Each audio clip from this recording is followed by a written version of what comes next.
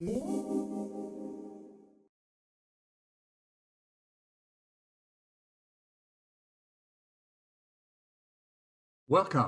My name is Manfred Steger, and I'm delighted to talk to you about globalization in 5 minutes or less. Today's topic: what is the future of globalization? Well, first of all, remember that globalization is about the growing connectivity and mobility and imagination of people, things, institutions, and data. Now, where is this going? Let's say in the next decade or so. There are two schools of thought. The first camp, let's call it de-globalization. The second camp, re-globalization. So let's start with the first one. The future might be de-globalization. People who belong to this camp have a very strong argument.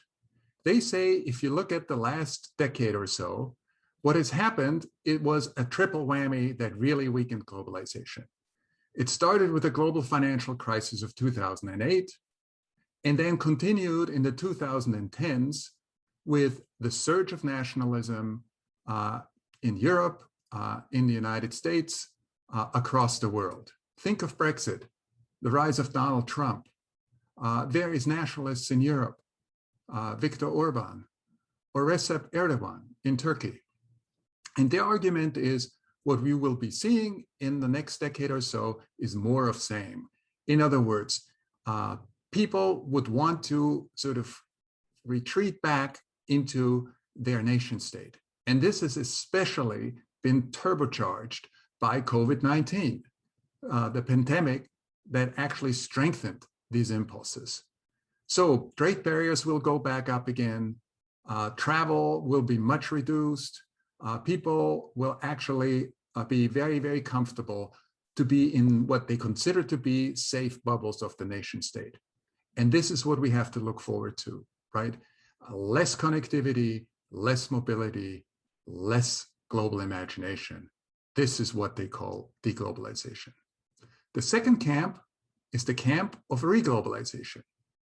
They are arguing that while it is true that there has been a stagnation of certain forms of globalization, especially in connection with COVID-19, less travel, for example, less institutional expansion, less trade.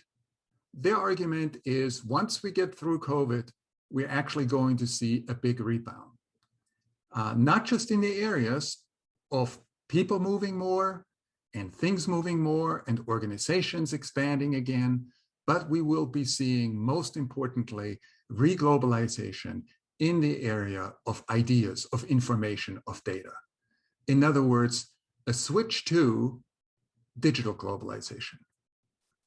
Globalization in terms of the mobility, the connectivity of data flows. We already are witnessing that data flows contribute more to the gross national product of the world than trade. Imagine that. Data have become more important than trade.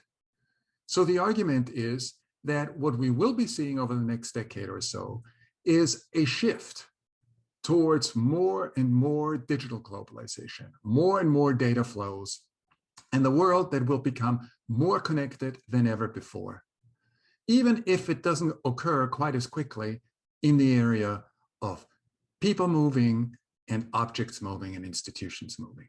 So re-globalization would be digital globalization. Now, which camp will win out?